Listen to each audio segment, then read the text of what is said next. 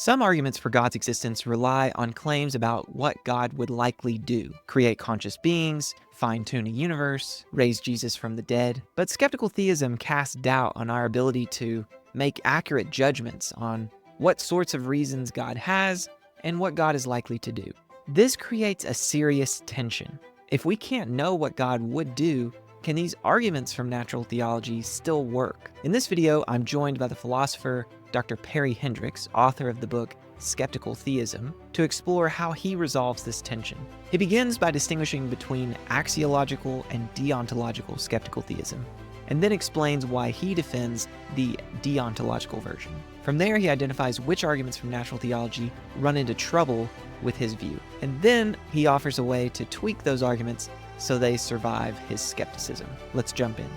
Perry, what is skeptical theism?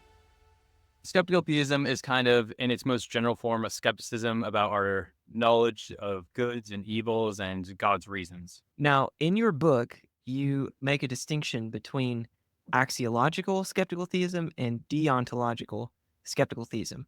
What's that difference? Explain that to me. So, axiological skeptical theism is probably, and actually definitely, the most common kind of skeptical theism that you're going to see out there. It is something that, the way that I'm going to put it, is very much like Michael Bergman's version of skeptical theism, and is going to align with others as well. So the way that I state axiological skeptical theism is like this, and I'm going to sort of leave out a couple technical terms that might muck this up a little bit. But so axiological skeptical theism, as I put it, is the view that we have no good reason to think it's likely that the perceived value in some state of affairs actually resembles its actual value. The word axiological, what it means is it's talking about value. So in your definition of axiological skeptical theism, you're talking about values. The value that we perceive, we have no good reason to think that is the actual value. Yeah, so it's like if you stepped on a scale and it spits out a number and says like 120 pounds, it would be like saying that you have no good reason to think that the number output there resembles your actual weight. Okay, so then just for clarity, with skeptical theism, I want to emphasize the theism part when it comes to, we're thinking here about God. So maybe it would help if you just said that definition of axiological skeptical theism again. I can't remember how God came into that definition. I get the value part, but I wanted to make sure I got the God part right. So God doesn't come into the skeptical thesis that I just laid out. So the skeptical thesis is that we have no good reason to think that the perceived value in some state of affairs resembles its actual value. And that's the general skeptical thesis, and I just call that axiological skeptical theism. Theists, atheists, agnostics should all accept it. You don't have to be a theist to hold the view, and in fact, since it's true, everyone should hold that view. Okay. I face a forking path here. Do I ask you to justify your claim that it's true and everyone should accept it, or do I just have you move on to deontological? I think here's what I'm going to do. The view that you take is deontological skeptical theism, so I'm going to choose to focus on that. Though I guess you just said axiological theism is true, so that's your view as well. But I think the view that you defend, that you focus your attention on, is deontological. So for the sake of, staying on track, let's move to deontological skeptical theism. What is that? So whereas axiological skeptical theism focuses on value, deontological skeptical theism focuses on reasons, and in particular, God's reasons. So again, I'm going to leave out a couple technical terms and qualifiers here, but the way that I state deontological skeptical theism is like this. We have no good reason to think it's likely that the perceived weight of God's reasons for permitting some action resemble the actual weight of his reasons for permitting it. Now we're shifting to talk about reasons when we get to deontology, whereas axiology was focused on value. So there is a chapter in the book with that title. You claim to have proved it. Tell me the proof. What is it? Well, so it's a pretty simple argument for deontological skeptical theism. A similarly structured argument works for axiological skeptical theism. It's basically, deontological skeptical theism is by definition the default position that everyone should accept until you acquire this reason to reject it. Why is that? Well, the way that I am thinking about having a good reason for something is recognizing a reason as such. So if I'm driving my car and I see the car ahead of me turn on its left blinker, I have a good reason to think the car is going to turn left. But, none of my daughters have a good reason to think the car is going to turn left. They don't know what that means. It's just a blinking light. So the thought here is that's the position we start as, is not recognizing a reason for thinking that the perceived weight of God's reasons resembles the actual weight. So what we need then, it's going to be true. It should be the position that we accept until we're presented an actual reason for thinking that the perceived weight resembles the actual weight. And then in my chapter, I go over a bunch of objections that could be given, and I say, these all fail. And so it remains the case that we have no good reason. That's the basic thought. Okay. So we've gotten skeptical theism on the table. We see the difference between axiological and deontological skeptical theism. You just gave a kind of quick little argument for deontological skeptical theism there. Now, the purpose of this interview is to see if deontological skeptical theism has any type of conflict with natural theology, these arguments for God that I've made lots of videos now giving arguments for God. So it'd be a real bummer if, it turns out that none of those work because of this one particular view. Okay, so that's the goal of the video. Now, just to be clear, I want to get natural theology on the table. What is natural theology? Generally, it's the practice of providing arguments or evidence for thinking that theism is true.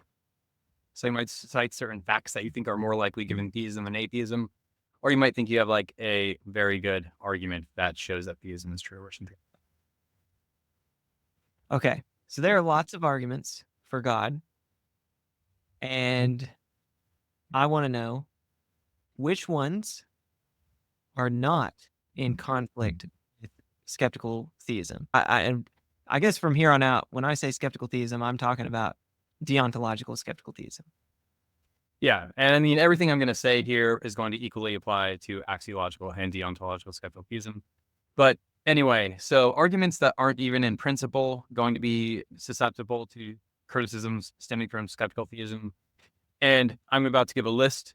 With these arguments I list, this should not be taken as an endorsement of the arguments that I list. These are just ones that aren't even going to be in principle in trouble from skeptical theism. So like the modal ontological argument is not going to be a candidate for being undermined by skeptical theism. The Kalam cosmological argument isn't going to be a candidate for being undermined by it. Neither are contingency arguments or modal contingency arguments.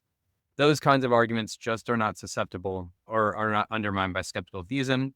Why is that? Because skeptical theism is going to undermine arguments that depend on the perceived weight of God's reasons and an inference from the perceived weight of God's reasons to the actual weight of it. But arguments like the Kalam cosmological argument don't rely on that. They just say anything that begins to exist has a cause, the universe began to exist, therefore the universe has a cause. There's nowhere for skeptical theism to come into play there.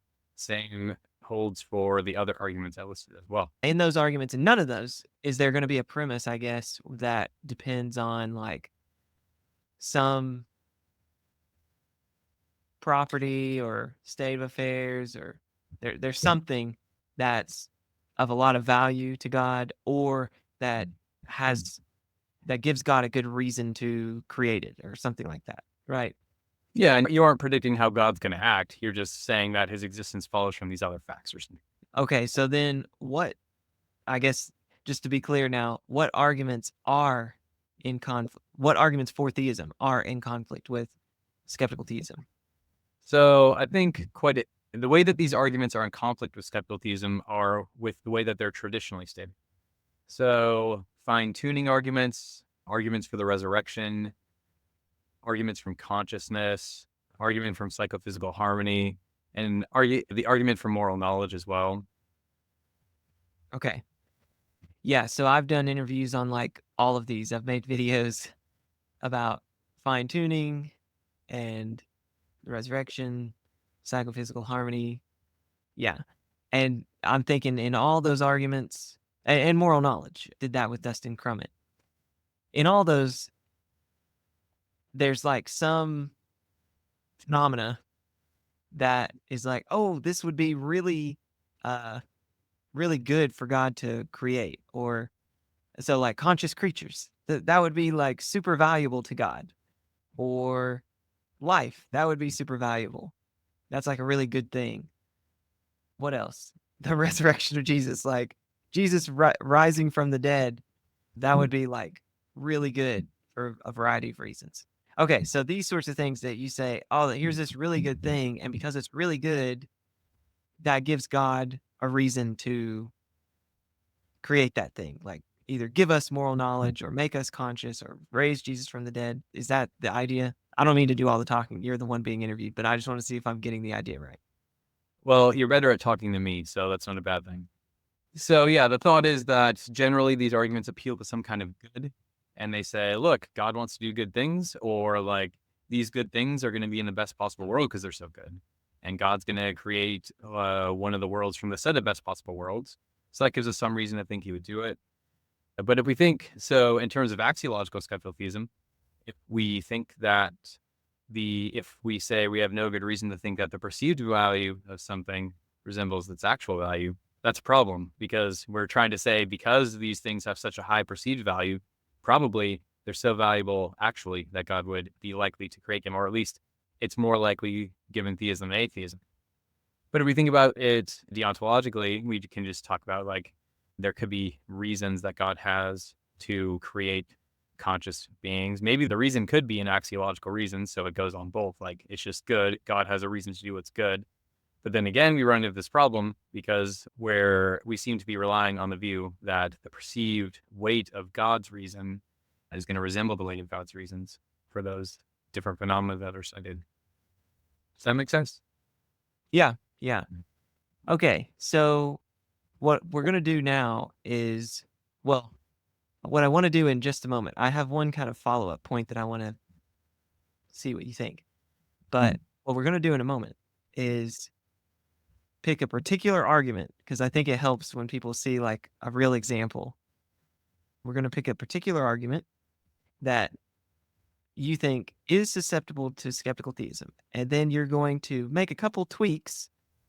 You've got two solutions. You call one of them narrow and then one of them a metaethical solution. And if there's time at the end, I want to see if the way that you fix these arguments for theism, whatever move you make to help the theistic argument, can that be used for arguments against theism? Like, can they just make the same move and then, hey, skeptical theism was supposed to solve our problems, and now it's your little fix has given them new ammunition or something like that. Okay, so that's what I want to do with the remainder of the interview. But before we move to that, I have one kind of follow-up point, and that's this. When we're comparing two hypotheses, even if it is the case that I grant like the perceived weight of God's reasons may not resemble, like I have no good reason to think that the perceived weight of God's reasons resemble what the actual weight of God's reasons are. Even if I grant that, I wonder if the theists could say like, hey, here's this really good thing. Let's just pick a toy example. Conscious beings, that's a really good thing. The skeptical theist isn't going to deny that's a good thing. They're both going to agree like that's a good thing. And the fact that it's good gives somebody some reason. It doesn't have to be that it gives them, it wins the day, so to speak. Like it just makes the scales to where all the weight of reasons go in its favor or something like that. It's just, it's good. So it gives God some reason to create it. And so then depending on your hypothesis, it seems like you could still say like, hey, this feature of reality, conscious beings, it's not as surprising on theism. Like it could still be super duper surprising on theism, but it's not as surprising on theism as it is on. And then here's where it depends on what your alternative hypothesis is. But this may help if we get into the toy argument here in a moment, but so I'm sorry if I'm jumping the gun. But I guess I was just wondering, like, even if you think, I'm not going to restate your principle, but like the way you define deontological skeptical theism, even if you think that, it seems like you could still be like, yeah, this feature isn't as surprising on theism as it is on atheism, depending on what the feature is. What do you think about that? Well, to ascribe a probability to it, we need to know how weighty God's reasons are for it. We can grant that it is a reason for God to do it, but if we also say simultaneously, we have no good reason to think that the perceived weight of God's reasons resembles the actual weight, then that seems to undermine that, doesn't it? Because we grant there's this perceived weight here, but then when we accept the skeptical theism, doesn't that undermine that, do you think? I'm inclined to think it would. Yes and no. Here's why I say no. So depending on the alternative, again, and depending on the feature of reality we're talking about and the alternative to theism. So that's like two huge things. It would seem like potentially you could have an argument that says, hey, here's this feature of reality that's good, and so it gives God some reason to create it. And I guess here's the crucial move.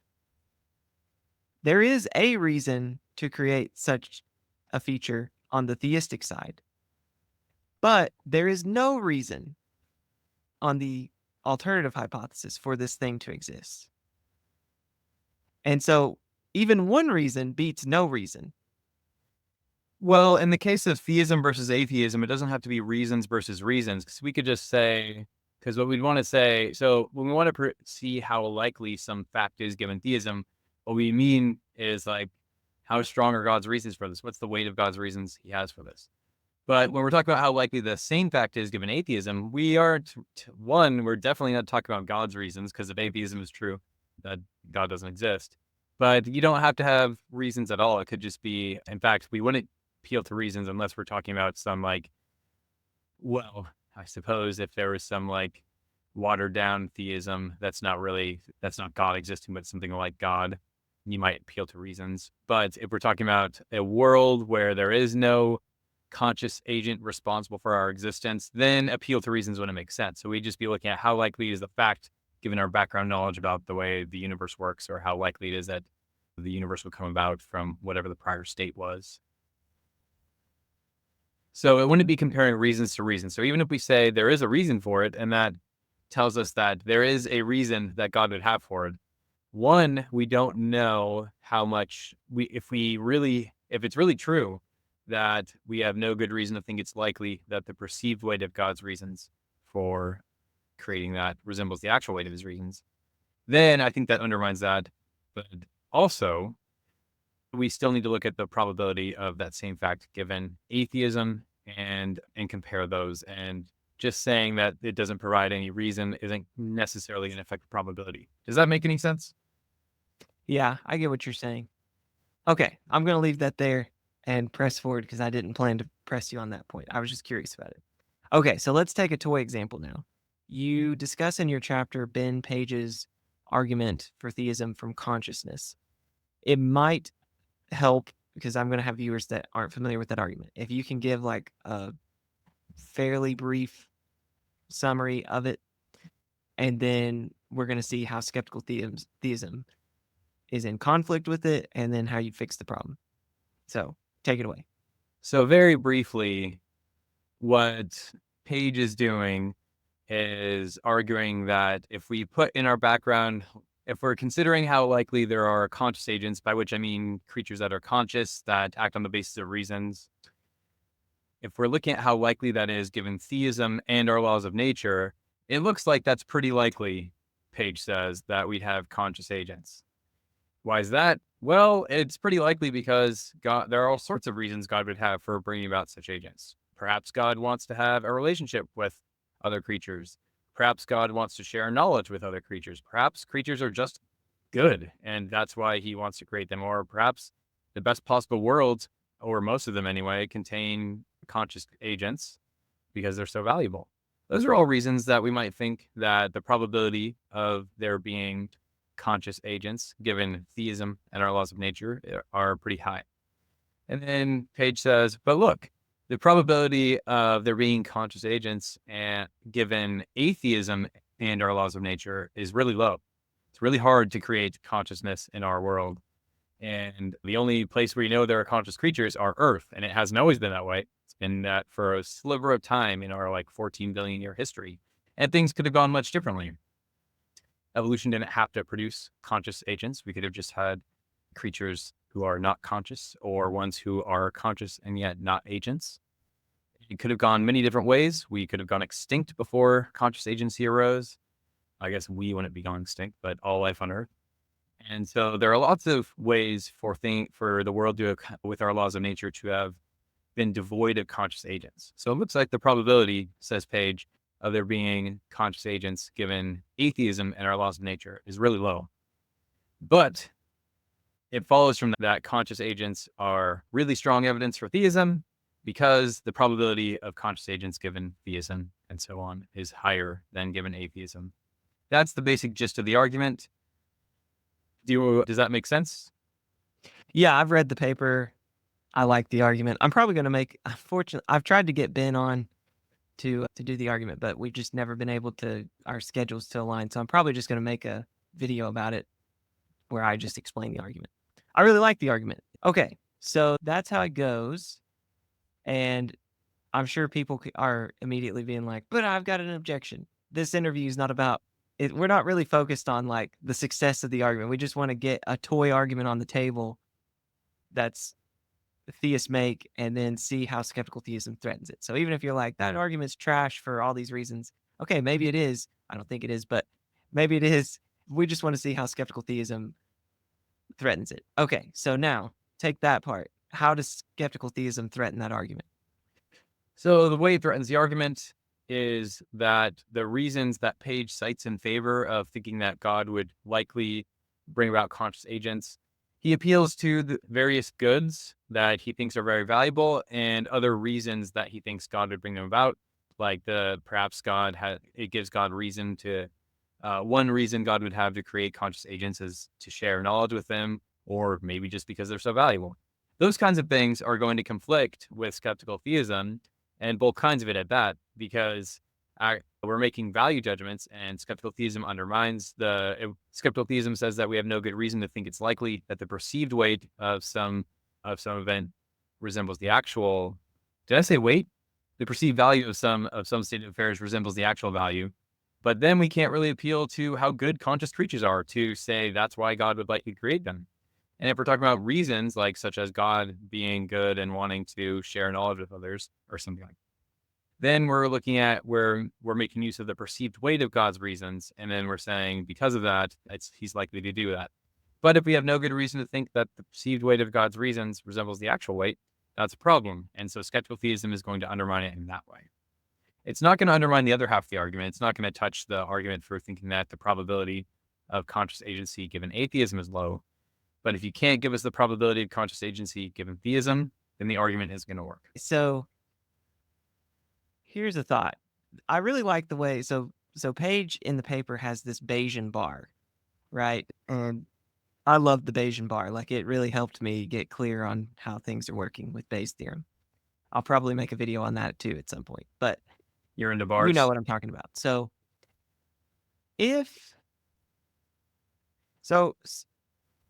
when you say we have no good reason to think that the perceived fill in the blank value or a weight of reasons, whatever, that's the part that varies, tracks with the actual fill in the blank value or weight of reasons for God. Okay. If you accept that, I think you want to say the actual value or the actual weight of God's reasons are inscrutable. Is that correct?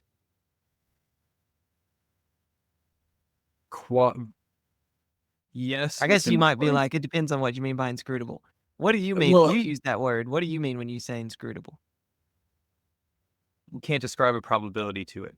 But that's a very qualified claim here because It's not unqualified inscrutability, because then I think you're susceptible to some problems that Nevin Kleiman-Haga raises.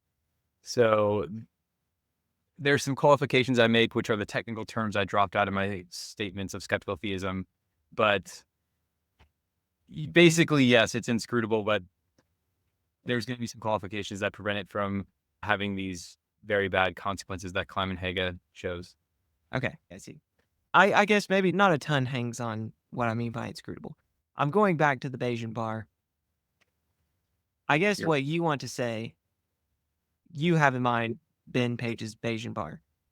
On his bar, so he's thinking of the agnostic that's hearing this argument. So the agnostic splits the bar in half, and you've got theism on one side and atheism on the other. And on the theistic side, Ben has a large majority of that side of the bar occupied by God exists and there's these conscious agents and our worldly laws of nature. Like those three things taking up that huge chunk of the theistic side of the bar. And only a little sliver of it is theism with no consciousness at all and our worldly laws of nature. Okay, so what you want to say is, hey, the way that you divide that bar up on the theistic side, the way that where he draws the line, like we have no good reason to think that the line should be drawn there versus a little further back or a little further back or a little, like it could be that a large chunk of that bar, like the opposite is the case, that theism is true and there's no consciousness takes up a huge chunk of the theistic side and there's only this tiny sliver. Like that's right. Am I getting that much right? Like you think we just don't have any good reason to think that the line should be drawn here or back here. So first, Ben Page's Bayesian bar would be a great name for a tap house, and he should jump on that. And second, yeah, you might put it this way. Given the qualifications that are going unmentioned now, because that would lead us astray, given those qualifications, you can't draw the line anywhere there. You can have your prior probability of theism be half, like he starts out with the prior probability of theism, just to illustrate. And then you'd say, how likely is that? Well, there's no way to draw the line. I don't know if there's like a principle that you could be like, I don't have any good reason to like draw the line here versus there on the Bayesian bar. When that's the case, I just cut it in half. So on the theistic side of the bar, well, I don't know whether there's like a 1% chance that God would create consciousness. So I give that a little tiny sliver, or if it's a 99% chance that God creates, I don't know. So I just I cut it in half and say it could be this, or because it's got to be either the case that God creates consciousness or he doesn't. So it's got to be cut in half. So then I just draw it in half, or I cut it in half. What do you think about that move? So that sounds like something like the principle of indifference and something that's at work in play in equiprobability arguments from evil. And I don't like it. So I don't think that is right. So that is going to assume, this might take us astray, but so I think sort of reality is biased towards permissibility. I give 4 reasons in the book why reality is biased towards permissibility. One, there are 4 kinds of reasons that we have, and 2 of the 4 push in favor of permissibility. Only 1 of the 4 pushes against permissibility. The other doesn't at all. And then I probably shouldn't go into these reasons, but the point is, I think I give several arguments for thinking that reality is biased towards permissibility. If reality is biased towards permissibility, long story short, it prevents these equiprobability principles from coming into play, like the principle of indifference. And so unless you're using something that doesn't rely on the principle of indifference or a different restricted equiprobability principle, that division you're trying to make there isn't going to work. But everything I just said is definitely not going to be clear. And so you see how, so there's several things there. Yeah. It's like, you have to have the premise that reality is biased towards permissibility, but you haven't defended that in this video. You did defend it in the book. Some of yours were like, huh? And the relation between so you got like a second premise. If reality is biased towards permissibility, then this equiprobability move or Yeah.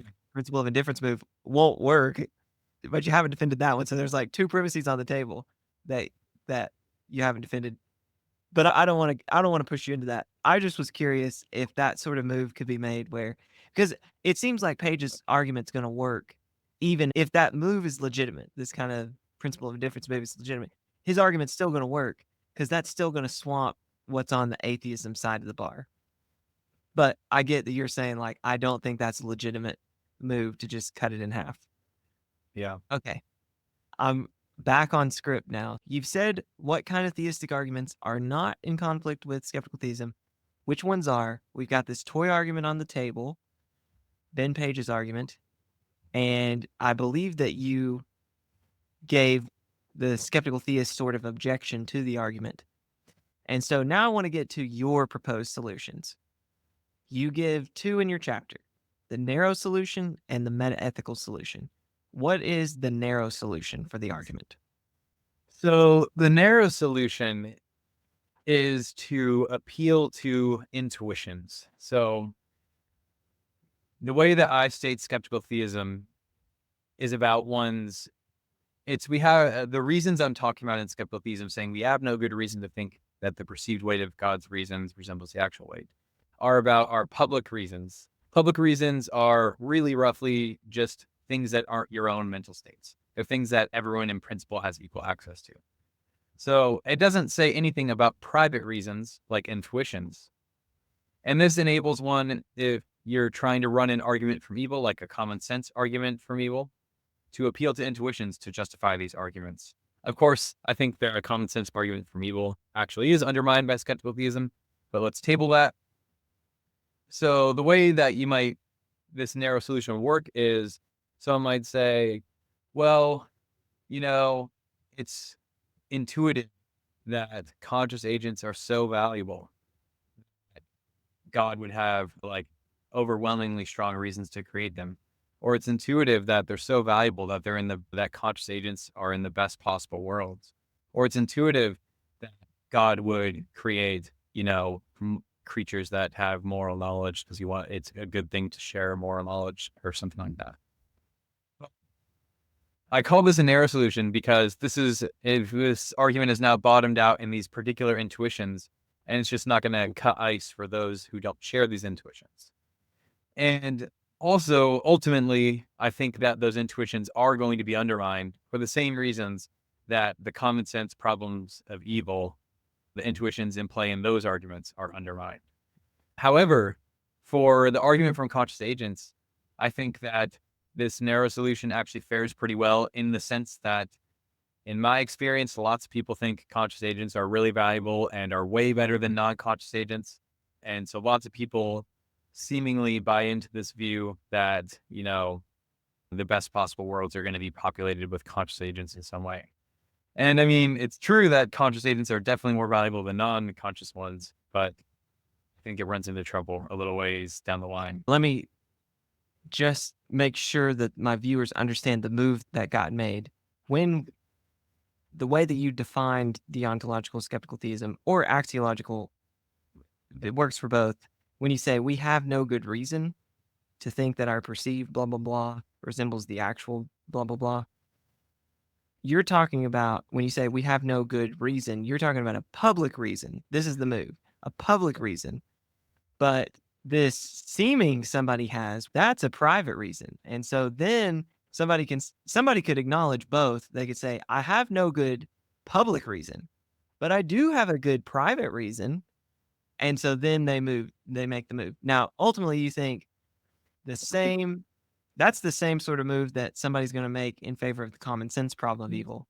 And I think that skeptical theism undermines that move. And then that would apply here. So ultimately, you think this narrow solution is not successful, but I just wanted to make clear to my viewers that's the move. Yeah, that's right. And I mean, the reason that I'm focused on public reasons is because in the arguments that I'm looking at in the book and the ones you see, they're supposed to convince someone else who might not share your intuitions about some matter. And that's how most arguments go. So that's why I focus on those. And then it's true, though, that there are these other arguments like the conscience probably that make use of private reason. So it makes sense to address those as well. Yeah. Okay. So now this is the one that you think, this is the solution that you think actually works from what I can tell. Now, maybe you've changed your mind since writing the book, but the way it reads in the book is you're like, yeah, I think this probably works. And it's your metaethical solution. So what is your metaethical solution for, again, we're just thinking about our toy argument, but this is going to apply to this whole class of arguments that have this same kind of appeal to this thing's really good and so on. So I do think that this solution is correct, but this is the least confident I am. This part of the book is where I'm to have the least amount of confidence, but I do think it's right. But yeah, maybe that just tells you that I'm super duper confident about everything else in it. But no, yeah, I do think this solution works. So the thought is something like this, like suppose that and one more cool application is I'm going to make use of this really unpopular metaethical view, and you're going to want to scream at me for that because who holds that crazy view? Not very many people. So this solution that Perry's offering is also super narrow. Well, calm down. Hold on to your hats for a moment. I'm going to show how something just like it, but without the metaphysical baggage, also works. But to illustrate it, I'll start with this metaethical view that Robert Adams has defended. So people like Adams think that God is the good and that things are good insofar as they resemble God. And so if we hold those two views, which I'm not going to argue for here or elsewhere because I haven't argued for it elsewhere. You might just direct people to Robert Adams and say, look at his arguments for that. You can check out Finite and Infinite Goods if you want the full story. Or anything Frederick Chu, who is Robert Adams incarnate now. So if you accept the view that God is the good and you think that things are good insofar as they resemble God, well, then we have a way to sort of tell without what the best possible worlds are going to be like. So if things are good insofar as they resemble God, then worlds will be good insofar as they resemble God. So then we can just see if we can identify a few traits of God. So God is, on Adam's view, a person or at least person-like. So God we can think of as at least a conscious agent. There's this discussion between Hillary Putnam and Alvin Plantinga on the radio like 25 years ago, and they're talking about what God is. And, Plantinga is like, well, God's at least a person, and that seems plausible. God is at least a person. He's at least a conscious agent, although that's not how I define person, but you get the picture. So if God's a conscious agent, there's really only one way that you can significantly resemble a conscious agent, and that's by sharing the property of being a conscious agent. There are ways where, like Adams talks about, like one way to resemble God is to be a good cook. Good cooks are excellent, just like God is, but that doesn't make God a cook. He says that's just an instantiation of a more general property of maybe like creativity. So God is creative. Being a good cook is one kind of way to be creative. And so that's how being a good cook is good and resembles God. But for conscious agency, I don't think you can make I don't think you can have a resemblance in that way. It seems to me the only way to really have this kind of real resemblance is if there's a shared property, and that's of also being a rational agent or conscious agent. And so the thought then is that we've identified a trait of the good, and we know that things are good insofar as they resemble God. And so then we can say, okay, well, worlds that contain conscious agents are going to be ones that are very good. In fact, being a conscious agent seems to be something that is going to ground lots of God's other traits or whatever. And so we can say then that worlds lacking conscious agency are in an important way not resembling God, or they resemble God a lot less than worlds that have conscious agents. And so if that's the case, that can give us some grounds for saying that, it's likely or it's not crazy unlikely that God would create a world that has conscious agents. So the moves made there are these conceptual ones that aren't undergirded by these views about the perceived weight of God's reasons. And so that's one way you can get around it. Do you want me to go into the alternative way of stating it that's not meta? Not yet. I suspect it's probably not immediately clear to my viewers how that motivation for the argument is superior, or even how it gets around the skeptical theist worry. Why can't the skeptical theist acknowledge that and say, yeah, this world with conscious agents is good because it has these creatures that are in resemblance to God, and so that's what makes this world good. So what? Like, that's what why can't you just go, okay, so what? There's still, for all, I won't say for all we know, or we're in the dark. I know you hate that language. We still have no good reason to think that what we perceive as valuable is what, I guess, okay. So if we say we have no reason to think that what we perceive as valuable is what's actually valuable. Well, here we just didn't Yeah, even I think I define, see in right? that case like, oh, it's actually valuable, right? Because this thing really does actually resemble God.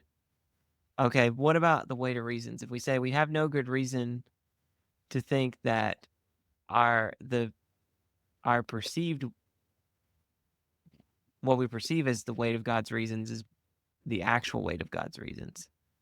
Yeah, I guess on that one I'm like, even if this world has something that resembles God, well, it's like that doesn't mean that he's going to make that world. Yeah, right. So that's a good way to put the worry, and that's one that I haven't thought about for a while since I read the book. That's one that I was thinking about a lot. That's the way to push the objection, I think. And the thought would be we might need to add a few more assumptions in here. So we can think of if we think, which seems to be relatively widespread. In fact, I don't know anyone who denies it, but I'm sure there is always one. If you think that, suppose there's a set of best possible worlds, and suppose you think that God has to create from that set. So we have this infinite set of worlds that God can create from. Well, the best possible worlds are going to be ones, they're typically discussed axiologically, like what ones have the most value. Then then it seems to me that the worry that you just raised is going to melt away because, again, we would use the move I just was discussing about how, well, the only way we can really resemble God in terms of conscious agency is for or a world could, is by having conscious agency. And any worlds that lack that don't resemble him in an important way. So we'd expect him to create ones that do have this kind of resemblance. And so we'd expect the best possible worlds to at least mostly have these kinds of creatures, maybe all of them would, just to get that kind of resemblance and get it to be the best. And so that's a way, I think, that doesn't conflict with the ontological skeptical theism. But it's true that what's going on there is you have several assumptions being made, that there's a set of best possible worlds that God has to create from them, and then you got the metaethical ones. Okay, so now let's dispose of this controversial view that God is the good and things are good insofar as they resemble God. How do you still save natural theology for us, Perry? Because we got to save natural theology. You've in all your efforts to save theism from the problem of evil, you sent natural theology to the flames. Well, I mean, if natural theology is incompatible with skeptical theism, so much worse for natural theology. But, the way that we can sort of get rid of this view of God as the good is we can just think about it this way. Like, if God exists, we can think of God as a maximally great being. And then we can think about, well, a maximally great being is going to be like the best kind of being, a being that's the most valuable or something of that nature.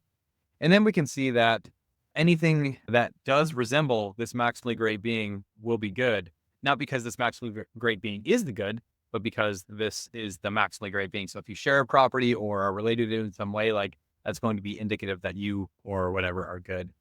And so the thought is then that if a maximally great being is going to be a conscious agent, the best kinds of worlds are going to be ones that resemble this. Again, not because the maximally great being is the good, just because it is the greatest thing there is. And so we'd expect these worlds to also be populated with conscious agents in some way.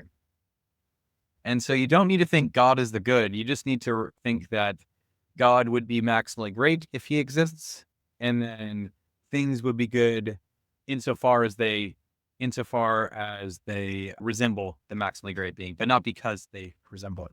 Does that make sense? I get what you're saying. So, just to describe it for my viewers, the way that you're going to save natural theology, or at least a lot of these arguments, is arguments that make appeal to something being really good. That could be make appeal to life, like in the fine-tuning argument, or consciousness, or the resurrection of Jesus, like such and such would be really good, and so that gives God a reason to do it. Or it wouldn't be super surprising if God did that. Arguments that make that sort of move, you're going to say, hey, skeptical theism undermines that sort of motivation for a certain premise in the argument. Like, right? Okay. But I'll give you a different way to motivate that premise. I just have to say that God is either the good or God is a maximally great being. And if you think God is the good is too controversial, then it seems like it's fairly uncontroversial that God's a maximally great being. And then help me with that second part. It's not that things are It's going to be that worlds then will be good insofar as, but not because they resemble the maximally great being. Okay. Yeah, then they're not good because they resemble. So that's kind of got like an independent reason for why they would be good. But if it's like they track together, so it's like this thing is maximally great. And so if you've got this other thing that resembles it, then it's going to be really great. Yeah, that's right. Right. Okay. Okay, so I get that. And then what you're saying is if it turned, a maximally great being's conscious, has all this knowledge, including moral knowledge. And so worlds with conscious agents who have moral knowledge and so on. Those worlds are really good. And so then it's not as surprising that God would create them. I guess still the part that hangs me up at the end is, I guess that just gets back to my worry a minute ago, is like, it was never controversial that these things were good. Like, you gave me a new way to motivate that it's good, but that wasn't what was controversial. What was controversial was it's good, and so now God has some really good reason to create it. And like, I don't feel like your solution motivates that at all. So, wait, rock me back to that. I missed that. The last sentence. Just because this world has something good in it. Like, yeah, I had motivation to think it was good anyway. And then you just gave me an additional motivation to think it's good. But just because it's good doesn't mean that the probability that God's going to create it changed at all. Like, I know I'm missing that step. It's not because it's necessarily, so especially when we're sticking with the theistic metaethics view, it's because there's this, think about it, like this world resembles God more than that world. So God's more likely to create that world. So when you think of it at that level, hopefully that worry melts away. But when we're thinking about it in terms of just a maximally great being, first, why should we think a maximally great being is a conscious agent? Well, if it wasn't a conscious agent, the easiest way to make it better, and much, much better at that, is to make it a conscious agent. So then we can just think again, like what kinds of worlds sort of resemble this maximally great being, and worlds that have at least some conscious agents are going to resemble the maximally great being in more than other worlds. And so if God is going to create one of the best worlds, he's going to create one that resembles him in important respects. And that's, I think, a fundamentally important way to resemble God. Okay. So imagine these three worlds. A world where there's only God. That's it. He never creates anything, like it's just God. World number 2, there's God and a bunch of rocks. That's it. And then world number 3, there's God and then a bunch of conscious creatures. And for the sake of argument, let's say it's like a very nice place. These conscious creatures aren't in agony or something like that. Like they're having pleasant experiences. Okay, so those are the three worlds. Now, I get that So number them that way, like world 1, 2, and 3. Say, you know what we're talking about here. I get that world 3 resembles God more than world 2, than rock world. And so you might say it's more likely that God would create world number 3 than world number 2. Even if deontological skeptical theism is true. Am I getting that much right? Yeah, that's right.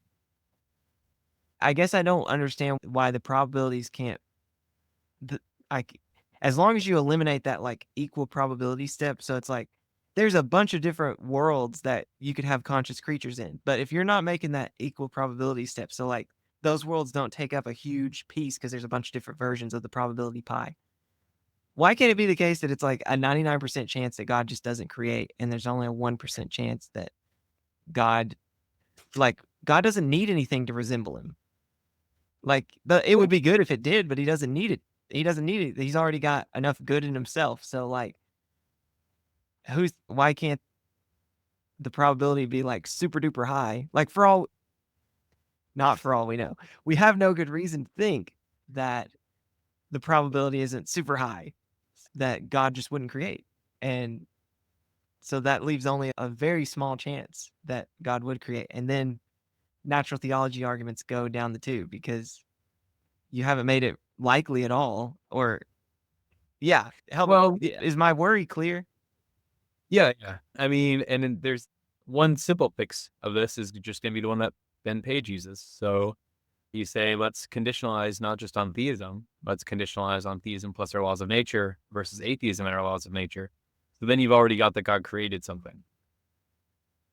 And so conditionalizing on that, paper, right? Yeah, if you conditionalize on that, then this problem should go away, I think. That's a really good response. That was good, Perry. Yeah, I think That's you're the right. only time you've said that to me. I'm going to assume everything else I've said is garbage. I hope, at the very least, my viewers enjoyed, seeing me. I often so prepare my discussions that there's little room for me to trail off, but I trailed off more this time. For my viewers watching, I would like to know if you liked that or not. It's worth noting that people are going to realize, well, hey, if you can use this clever solution, I shouldn't say that because I just call myself clever. That makes no sense. I shouldn't say. If you can use this solution to motivate arguments for theism, can't we also use it to motivate arguments for atheism? And the answer is, yeah, you can. Then you should, because that's a way to avoid skeptical theism. And I give an example of how you might do it in the book, but I won't go into that here. But long story short, it's a lot more difficult to do. And I think the prospects of the arguments I've looked at in my book for the theistic arguments are a lot more plausible than when you reframe them in this way than arguments for atheism. In fact, it's hard for me to see how someone could do this with the best argument for evil, which would be Drapers and Toolies. And so, yes, you can use this. You can and should use this as a way to formulate arguments for atheism and get around skeptical theism. But it's a lot more work, but it should be done. For anyone that wants to read the book, I've put a link to purchase the book in the description of this video. And also, Perry is very kind, and if you have questions, you can email him and he might be able perhaps to respond if he has the time. But he has 4 children, to my knowledge, right? You have 3 girls and a boy? Yes, and I'm also not kind, but I do respond to emails. Okay, so he may be mean and nasty in his emails. You'll just have to find out. You'll have to email him and find out. All right, well, thank you, Perry, for doing this, and thanks everyone for watching. Now you have a better understanding of the actual threat that skeptical theism is to natural theology, and you've seen a way for skeptical theists to resolve this tension. This isn't the only way that has been defended in the literature. Check out my interview with Dr. John DePoe, where he makes a distinction between positive skeptical theism and negative skeptical theism. He thinks that positive skeptical theism is perfectly compatible with arguments from natural theology. Click here to see why.